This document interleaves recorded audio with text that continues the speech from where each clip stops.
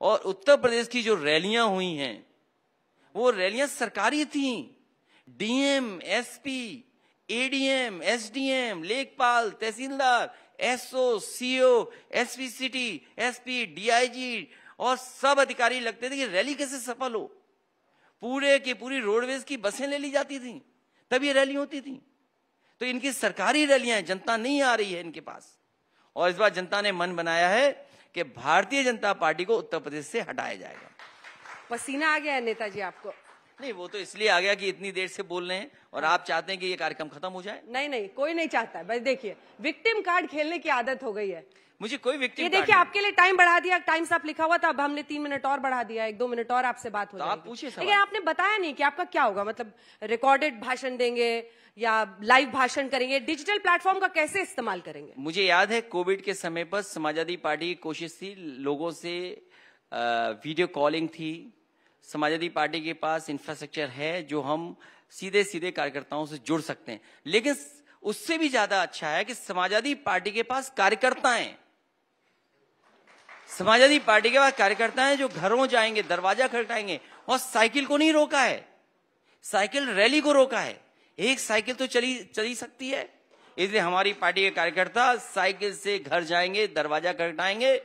और भारतीय जनता पार्टी के लिए कोई कार्य करता है, समाजवादी पार्टी पे कार्यकर्ता है और भारतीय जनता पार्टी के लिए कोई कार्य करता है, इसलिए वो घबराए हुए हैं कार्यकर्ताओं से। हमारी जमीनी कार्यकर्ताओं से भारतीय जनता पार्टी घबराई हुई है। चलिए, अब समय समाप्त हो रहा है। कार्ड खेलना बंद कीजिए।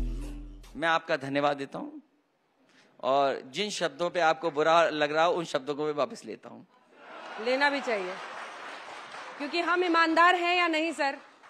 मैं जो बोलने जा रही हूँ आपको, मैं अभी ईमानदार भी नहीं बोल सकता हूँ। आपको चुभ सकता है नहीं, लेकिन आय से अधिक संपत्ति का मामला किन लोगों पर दर्ज है?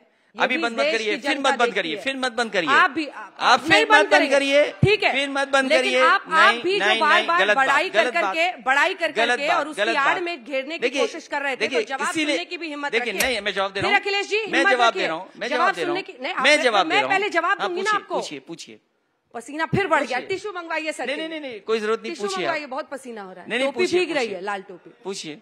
मेरा नहीं, मुझसे गलती हुई। नहीं, मैं तो सिर्फ ये बोल रही हूँ कि आप ईमानदारी का जो सर्टिफिकेट बांट रहे हैं, तो आय से अधिक संपत्ति के मामले किन लोगों पर दर्ज हैं, इसका भी रिकॉर्ड आएगा, जनता तय करेगी। रिजल्ट आपका 10 मार्च को आएगा। नहीं, लेकिन शूटिंग द मैसेंजर, चूंकि आपको मैं एक प्रोग्रेसिव लीडर मानती हूँ और ईमानदारी से सबके सामने कह रही हूँ, शूटिंग द मैसेंजर एक बहुत गलत प्रथा है जिसको कुछ नेता मैंने वो शब्द वापस ले लिए। उस भंवर में मत फंसिए। अच्छा, मैंने वो शब्द वापस ले लिए। मैं आपके चैनल पे कह रहा हूँ जो शब्द ईमानदारी वाला है वो मैंने शब्द वापस ले लिया। आय से अधिक संपत्ति का मामला है, उस पर बोलिए। मैं बोल रहा हूँ आय से संपत्ति, अधिक संपत्ति, आय से अधिक संपत्ति, क्योंकि एक नेता कांग्रेस के हैं, वो मर गए हैं, उनके बारे में मैं नहीं कह सकता हूं। वो मुकदमा भारतीय जनता पार्टी नहीं, कांग्रेस की सरकार में नेताजी और हमारे परिवार पे लगाया गया था और वो केस जो भी था खत्म हो चुका है। लेकिन उसके बावजूद भी कुछ लोग कोशिश कर रहे हैं कि उसी पर उलझाया जाए। उसके लिए तो सुप्रीम कोर्ट गए हमने, सुप्रीम कोर्ट में हमारा जवाब है। वहां पर सुप्रीम कोर्ट ने क्या फैसला दिया वो भी जवाब है, क्लोजर रिपोर्ट लगी है। मैं ये जानना चाहता हूं, जो कांग्रेस का रास्ता था, क्या भारतीय जनता पार्टी उसी रास्ते पे चल रही है? ये सीबीआई से डराना, ईडी से डराना और इनकम टैक्स के डिपार्टमेंट को भेज देना। और जिस व्यक्ति ने पीआईएल की थी, मैं आपसे जानना चाहता हूं, राहुल गांधी से हाथ मिला लिया आपने, उसके बाद चुनाव लड़ लिए। कांग्रेस के लोग जानते हैं कि उन्हीं लोगों ने नेताजी पर पीआईएल कराई थी, क्योंकि वो नेता आज धरती पर नहीं है, एक्सपायर हो गए हैं। सरकार जब थी तो मैंने उनसे पूछा कि आपने क्यों मुकदमा लगाया हम लोगों पर। लेकिन आपने गले लगा लिया ना उसी कांग्रेस पार्टी को। वो मेरी गलती थी, मैं स्वीकार कर रहा हूं, वो गलती थी मेरी, वो गलती थी आपकी। एक बड़े मिशन के लिए, एक बड़े फैसले के लिए मैंने कांग्रेस के साथ गया और उन तमाम बातों को भूल गया जो कांग्रेस ने कराया। जिसने पीआईएल की वो कांग्रेस का आदमी है, उसको महीने के पैरोल पे कांग्रेस पैसा देती थी।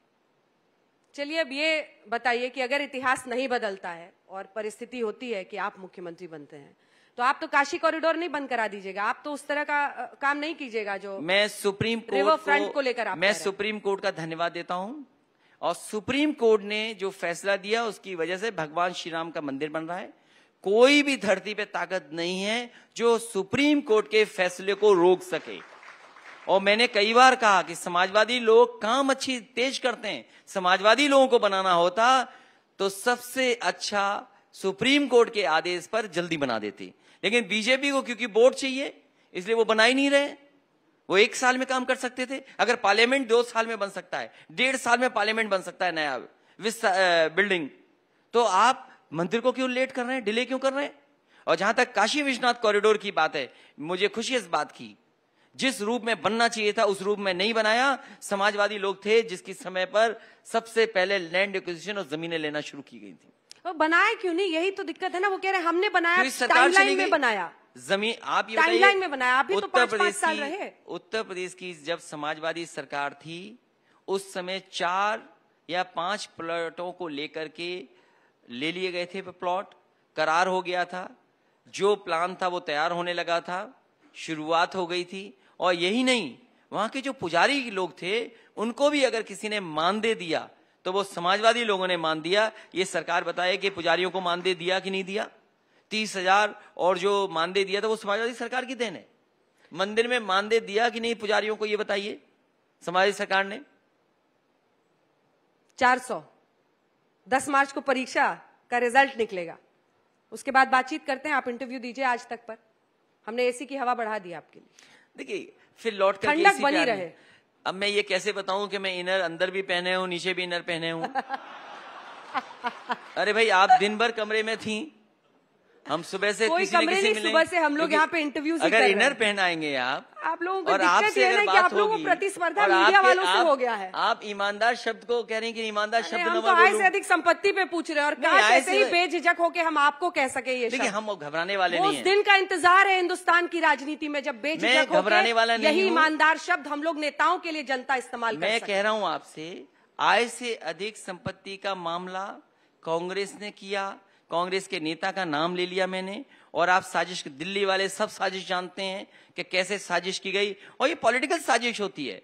अगर पॉलिटिकल लीडर्स इससे घबरा जाएंगे तो क्या राजनीति करेंगे?